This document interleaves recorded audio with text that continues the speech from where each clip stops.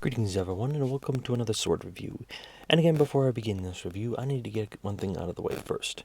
I need to inform you that I received this sword at a significant discount, let's just say, and by significant I mean free. The reason why I'm telling you this is because I feel it's necessary for me to, well, inform you all of how I received the sword in order for me to give a fair and balanced review. And in case you spot any potential biases in that, maybe that might be why. That's not to say I'm not going to try to give a fair and honest review, as I firmly believe in not supporting or endorsing anything that I myself would not use. But that being said, I would just like to inform you that yes, I did get this for free, so I'll try to avoid it, but if there are any biases, that's probably why. Anyways, with that out of the way, on with the review, shall we? So, the sword I have to review today is sent to me by Romance of Men. It is a Hajimari handmade katana by a master swordsmith. It is a battle-ready blade, plenty sharp, and overall the steel on this thing is a spring steel sword, which is very unique in and of itself, and something we'll get into in a little bit. Overall, though, the blade length on this thing is about 28 inches, the overall length is about 40, and the hardness of the blade is a 55 HRC, a pretty standard hardness for a spring steel weapon. Again, we'll get into that in a tiny bit. The blade weight is only about 2.3 pounds, and the overall cost of this whole set is about $177, which ain't too bad. It is a full Tang, hand-forged, and like most of their blades, is a traditional heat treat to increase the blade's edge. But the most important thing about this katana, and what really makes it unique, is definitely the spring steel element. So, let's get into a little bit about spring steel, shall we? So spring steel in and of itself is, well, rather unique. There are a few different types of spring steel, but the most common one you'll see is a 5160, which is more in line with the 55 HRC that I mentioned earlier, hardness.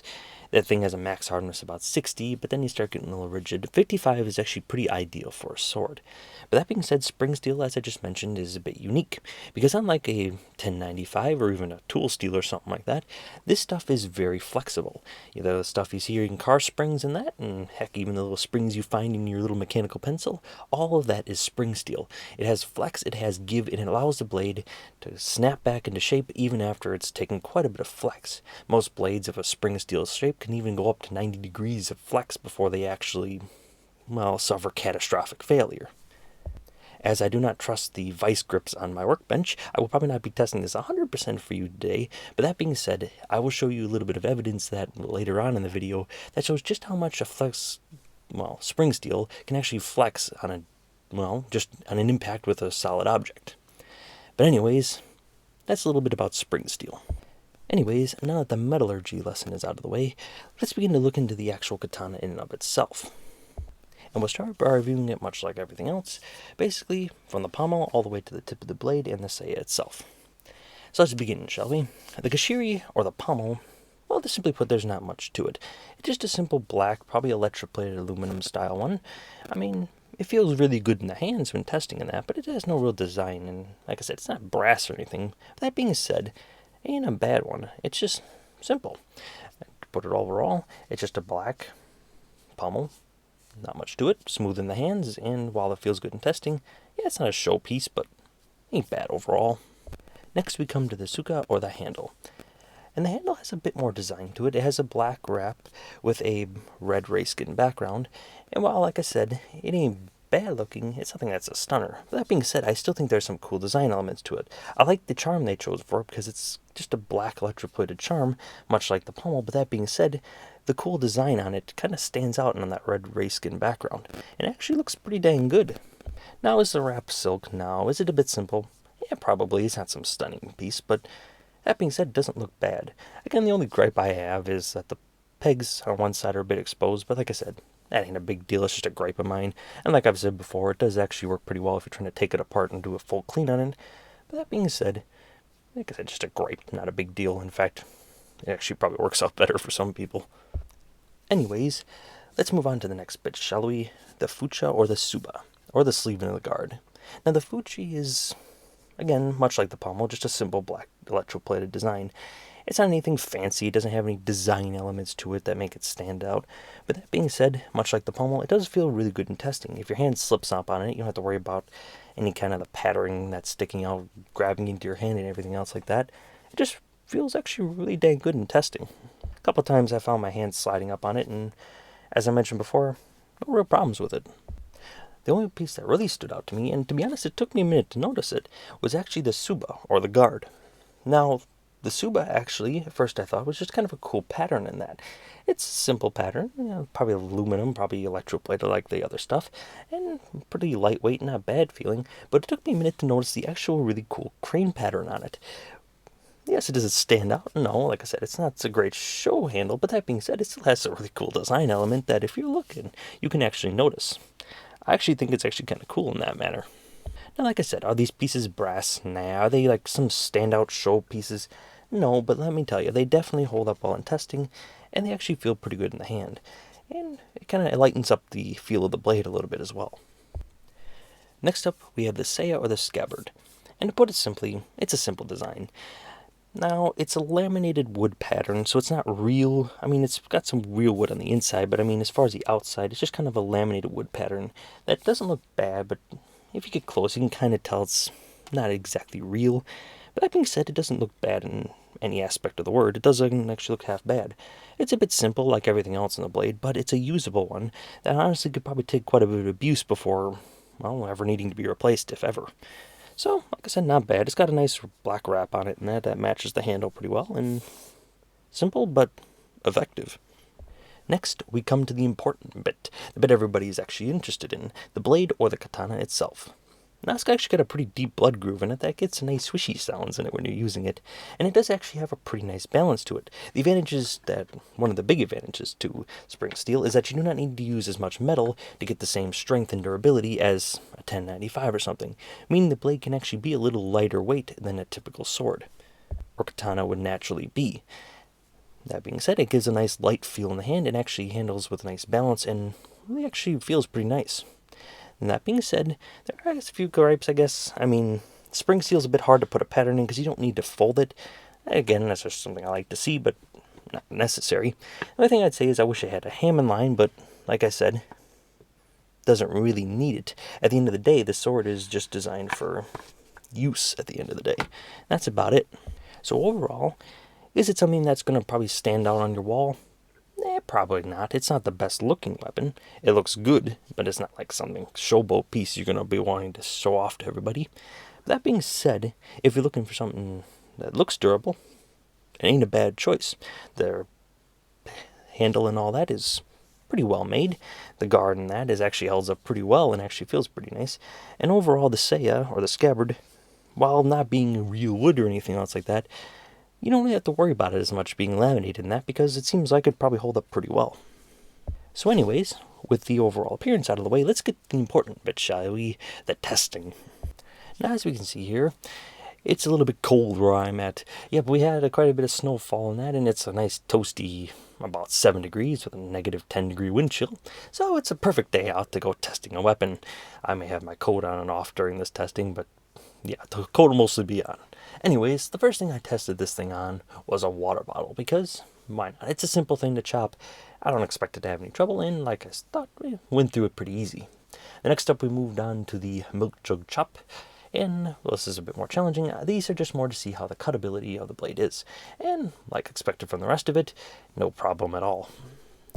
That being said, as you can see in the video, there's some freezing on the blade, which isn't really good for it. But that being said, it only adds, I guess, to the challenge of the thing. I had to melt off some of the ice before proceeding with the next test, and it does make it a little bit more challenging to cut because while you can get some of that ice off, it's really hard to get all of it. So now we're going to get into the real heavy-duty stuff. I brought out a tatami mat for this next test because, well, this isn't just some typical tatami mat. I may have bought the heavy-duty stuff because I wanted to see what this spring steel could really do. Now, the first chop on that, we actually went pretty deep, but not all the way through. But to be honest, I didn't expect it to, and I'll tell you a bit later as to why. But that being said, I took a couple more chops at it. The second one, a bit more shallow, as well as the third, but by that time it was kind of already falling apart a little bit, so I'm surprised it actually did any damage at all. But overall, it did seem to work pretty well on it, and there was no real, at least notable, effects on the blade. But the real test, the real challenge, I thought, Well, seeing as how we're in the frozen tundra, I could just chop a normal piece of meat or something like that, or some kind of thing, but I decided I got a nice freezer full of frozen food. Why not test it out on that? Yep, so I brought out a nice frozen chunk of meat, of frozen foods, yep. And I figured, perfect test in the frozen weather. And so, as you can see, I set it up real nicely, and it actually went through pretty well. I was actually surprised with how cleanly it cut, and as you can see, it went through it with ease. This thing was frozen pretty solid, and this thing just had no trouble with it at all. So if you're looking to experiment with some interesting cutting material. Now, I mentioned a bit earlier that I didn't expect it to go to the tatami mat. And as I mentioned way earlier in this video, spring steel has a lot of flex. Now, these two things coincide rather importantly as to why it didn't get through the tatami mat, and why I personally didn't expect it to. You see, in a normal katana, rigidity has some big advantages. While it can also mean you snap your blade relatively easy if you use it wrong, it also means that you can get through targets a lot easier without the blade having too much give to it. Now, as you can see in these different sections of the video, here, here, and here, upon impact with the tatami mat, you may notice something a bit unique about this sword. The flex. In fact, this one here almost has a complete S pattern to it. The fact is, the blade is designed to do this. If you make a mistake, if you do something wrong, you don't have to worry about it as much. Now, I'm not a professional by any means or any stretch of that imagination, but I know how to handle a sword pretty well, so I don't need to worry about breaking it so much. But at the end of the day, if I hit that blade or turn it wrong, I can easily deflect that thing on the side, and a normal blade and something hard like that might take some damage from warping or possibly even break. But with the spring steel, it's durable, it can flex, it has give. While it doesn't mean you can necessarily get through a tatami mat with relative ease unless you're really, really good, it also means that if you do make a mistake, you don't need to worry about something catastrophic happening. Now, that's not to say it can't happen, or it can't damage the blade or warp it, but it's really hard to do because it has more give and flex. Even if that blade snaps over, it'll probably snap back into place, without breaking or warping the blade. But it is because of this warping that it means it's not to have the rigidity or the strength, or simply put, it kind of loses some of its momentum in the flexing of the blade upon impact with, for example here, the tatami mat. Now, like I said, could a professional probably get through with a spring steel? Probably. But that being said, if you're looking to first try it out, ain't a bad choice because it allows you to make mistakes. Probably like I did on that second chop there. Now let's take a look at the possible damage to the blade, shall we? Now, going up and down the sword here, you can see there isn't much to talk about. The blade edge still held up very well, there was pretty damn sharp afterwards, and overall the sword didn't take any kind of inflections, had no warping, had no chipping, had no real damage, even after cutting that block of frozen food and baking some pretty good wax on a tatami mat that probably shouldn't be. At the end of the day, the sword didn't have any problems holding up, that was for dang sure. Spring steel, while maybe not being the best for chopping, does have its huge advantages in the fact that it's durable. It has and does always seem to hold up to pretty much any kind of abuse you can possibly throw at it, even if some of that abuse is possibly even not intentional. So, with that out of the way, let's move on to my overall ranking and performance of the Hajimari Katana, shall we? So we're going to be using a 5-category system. This ranked from 1 to 10. First off being appearance, the overall appearance of, well, just the blade in its entirety.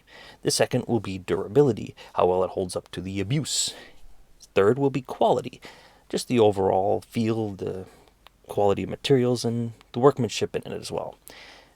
Fourth will be value, well, basically the cost and whether it's worth even making the purchase. And the final one, usability, how it's balanced, how it feels, how light, how nimble, and how effective the blade is in testing. So to start this off, let's go with appearance first. Now, overall, as I mentioned in my overall appearance video of it, it doesn't seem to, it's not a wall hanger, let's just get out of the way. I mean, simply put, it's a simple design. It doesn't look, it actually looks pretty good, but it's not something that's going to stun people when you walk into the room. Not much of a design, but it ain't bad looking. So I give it about a 6. Like I said, not amazing, but pretty good looks overall. The second category is durability. And honestly, I can't think of it anything other than a 10, because it held up to everything. A 10 is the only thing it's worth. To put it simply, it took the abuse without taking a single scratch, and I did abuse it pretty heavily, as you may have noticed. I took my time whacking it, and it seemed to hold up to everything I tried on the thing. So, yeah, durability 10. Pretty easy to judge. Quality, I'm going to give it about an 8. Like I said, it's still really good. Yeah, the fittings may not be brass in that, so I have to knock it on some of that, but, I mean, overall, it's designed to be abused and used and all that. So, at the end of the day, the quality was really good, and everything held up, and even after being whacked around with the tatami mat and hitting a hard block of ice, basically, there's nothing felt loose, nothing came off on that. So while the fittings may not be of the fanciest quality or the highest materials, it does hold up to rigorous abuse. So quality, I definitely give it about an 8. Yeah, materials may not be the best, but it's definitely very well made. Overall value, I'm going to also give it about an 8. Now, spring steel katanas can run from anywhere, if you buy a real fancy one, to $250, possibly even more. And some, yes, you can get some a lot cheaper, and maybe not look the best for maybe around $100, $150. But spring steel is usually a bit more expensive because of its durability factor. It can take abuse, and it's good for training. So I give it $177. It's not a bad looker, and it definitely holds up well. So I give it about an 8 just because, well, yes, you can get some cheaper options, but overall, it's definitely worth the price. And finally, the last part, we come to usability. Now, usability actually is pretty well, because it ranks about an 8 in my opinion. It is light, balanced, and nimble in the hands. You can wheel it around with relative ease, and it feels almost like you can have complete control over the blade without little to no effort. That being said, is it ideal 100% for cutting? Yes, spring steel is durable, but it isn't the best cutting because it just lacks that rigidity. So it's not for tatami mats if that's what you're looking for, but if you're looking for something to try out as a first timer and looking to whack something around a bit, it definitely holds up. So I give usability about an 8. Yeah, it's not ideal for cutting tatami mats, but it definitely holds up to rigorous abuse. Meaning that you can use this thing over and over again, get used to the balance, the feel, everything else like that without worrying about, well, a piece of your blade flying into the neighbor's yard. So overall, that gives this thing a total score of 40 out of 50. Or on average, I give it about an 8 out of 10 for overall appearance and looks and everything else. And an 8 out of 10 is pretty damn good. Yeah, is it the best wall hanger I've ever seen? No, because it's not designed to be a wall hanger. At the end of the day, this isn't a showboat, but it's durable. And it's great for beginners who are looking to use and maybe abuse without too much worry. I mean, at the end of the day, it takes quite a bit to break this type of sword. It seems to hold up to rigorous abuse, it has a lot of flex, and yeah, that may not be ideal if you're trying to chop up things really fast, but at the end of the day, if you're just looking to get used to handling a sword, for a beginner's weapon, it's actually a pretty good choice. And to be honest, the price ain't too bad either. You can sure get some cheaper options, but you're probably not going to get the looks or kind of the durability that this thing seems to offer, because it seems to be really well made. And overall, it seems like every aspect of it is designed to be durable and designed to take a bit of abuse. Yeah, the saya may not be wood, but the lamination means you don't have to worry about it possibly even taking hits. Yeah, this board may not be a hard type of solid steel, but the spring steel allows it to flex and give, and possibly even if you make mistakes, not have to worry about it. Yeah, the pommel and all that may not have the fancy designs, but it allows you to move along along the handle, without much problems, and allows you to control the blade edge without worrying about something digging into your hands. So overall, yeah, I give it a solid 8 out of 10. Well worth the score. So, that was the review of the Romance of Men's Hajimari Handmade Katana. I will have links and a lot of other info about the sword itself in the description below if you're interested in checking any of that stuff out. Also, if you're interested in, I think for a limited time, they actually have a small sale going on where you can even get free shipping and all that stuff, and possibly even some discounts. Now, like I said, I don't know how much it'll last, and perhaps it'll be gone by the time I post this video, but if you're quick on the draw, you might be able to get some of those deals in fast. So anyways, I appreciate you all checking out this video, and I hope you check out this katana, because it seems like it's a good starter weapon for sure. I hope you all have a great day and a wonderful night. Goodbye.